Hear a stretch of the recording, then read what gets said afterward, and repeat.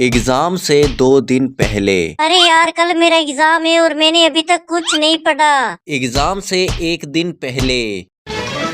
तीनू, कल तेरा एग्जाम है, कैसे चल रही है तैयारी तेरी?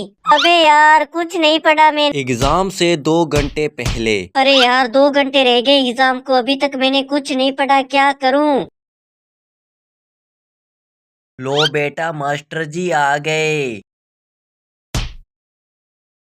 दोस्तों, आपने कुछ नहीं पढ़ा, इसका कारण कुछ भी हो सकता है, या फिर आपके पास समय नहीं था। लेकिन दोस्तों, आपको इस वीडियो को 3 से 4 मिनट का समय देना होगा। अगर आप अभी भी समय नहीं दे सकते तो आप एग्जाम में पास नहीं हो सकते। दोस्तों, इस वीडियो में मैं 3 पॉइंट के ऊपर बात करने वाला हूँ। पहला पॉइंट, कल एग्जाम में आपको कुछ नहीं आता, क्या करें।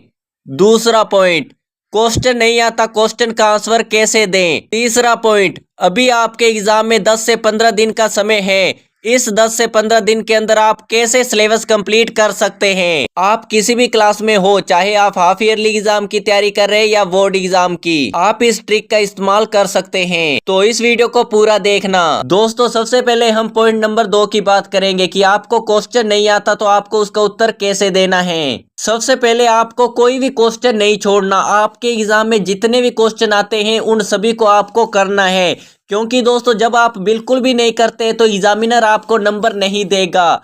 और दोस्तों, आप उसमें कुछ ना कुछ करेंगे, कुछ ना कुछ लिख कर आएंगे तो आपको वह कुछ ना कुछ नंबर तो देगा। और अब हम बात करते हैं कि आपको उसमें लिखना क्या है। तो दोस्तों, आप ऐसे तो नहीं लिख सकते ना, कोई सॉन्ग लिख दिया या फिर कोई कहानी लिख दी। आपको उससे रिलेटेड ही लिखना है। कैसे लिखना है तो चलिए जानते हैं। फॉर एग्जाम्पल, आपके पास क्वेश्चन है, औसत शक्ति को परिभाषित कीजिए। तो दोस्तों, आप इसमें ध्वनि की परिभाषा तो नहीं लिखेंगे या फिर आप इसमें विद्युत की परिभाषा तो नहीं लिखेंगे। तो दोस्तों, इसमें आपको इससे रिलेटेड लिखना है। अगर आपको औसत शक्ति की परिभाषा नहीं पता है तो आप शक्ति की परिभाषा लिखिए।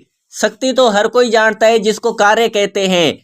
तो दोस्तों, आप उसकी परिभाषा लिख सकते हैं कि किसी साधन के कार्य करने की दर को शक्ति कहते हैं। यानी दोस्तों, आपको उससे रिलेटेड ही लिखना है। यानी दोस्तों, इस क्वेश्चन के अंदर आपका पहला पॉइंट होगा शक्ति। उसके बाद उसकी परिभाषा लिखने के बाद आप डालेंगे औसत शक्ति। उसके अंदर आप कुछ भी लिख देंगे, आपको पूरे नंबर मिलेंगे। तो दोस्तों, आपको जो क्वेश्चन है उसका आंसर इस तरह से देना है। तो दोस्तों, पहला पॉइंट हमारा यही है कि आपको क्वेश्चन से रिलेटेड ही आपको बनाकर लिखना है। तो दोस्तों, आप खाली छोड़ देंगे तो आपको कुछ भी नहीं मिलने वाला। अगर आप उसमें कुछ लिख देंगे तो आपको कुछ ना कुछ नंबर दे देगा। एग्जामिनर आपकी कॉपी सीधे 5 मिनट या 3 मिनट के अंदर चेक कर देता है कि उसके पास इतनी सारी कॉपी होती है कि वो आपकी कॉपी को ध्यान से नहीं पढ़ सकता। इसलिए दोस्तों, आप उसमें रिलेटेड लिख देंगे तो आपको उसका नंबर पूरे मिलेंगे। तो दोस्तों, अब हम बात करते हैं पॉइंट नंबर 3। आपके एग्जाम में अभी तक 10 से 15 दिन बचे हैं और आप उन 10 से 15 दिनों के अंदर कैसे सिलेबस कंप्लीट कर सकते हैं। तो दोस्तों, इसको हम एग्जाम्पल के थ्रू समझते हैं कि आप चैप्टर वाइज कैसे अपने सिलेबस को कंप्लीट कर सकते हैं। फॉर एग्जाम्पल, आपके पास चैप्टर है कार्य तथा ऊर्जा। तो दोस्तों, आप इसमें क्वेश्चन देखते हैं तो शक्ति क्या है, वाट शक्ति को परिभाषित कीजिए। और दोस्तों, यहाँ पे औसत शक्ति को परिभाषित कीजिए। यहाँ पे दोस्तों हम देखें तो यहाँ पे 3 क्वेश्चन आपको नजर आ रहे होंगे। तो दोस्तों, आपको सिंपली क्या करना है कि इन तीनों क्वेश्चनों में से एक क्वेश्चन याद करना है। जैसे दोस्तों, यहाँ पे शक्ति है तो शक्ति तीनों क्वेश्चनों में आ रहा है। शक्ति, फिर वाट शक्ति, फिर औसत शक्ति। यानी दोस्तों, अगर आप शक्ति की परिभाषा याद कर लेते तो आप तीनों क्वेश्चनों में शक्ति की परिभाषा का इस्तेमाल कर सकते हैं। इस तरह आप क्वेश्चनों को देखिए और दोस्तों, जिससे रिलेटेड क्वेश्चन आपको मिल रहा है उसकी एक की परिभाषा याद कर लीजिए। अब हम बात करते हैं पॉइंट नंबर 1। कल एग्जाम में अभी तक आपने कुछ नहीं पढ़ा, क्या करें।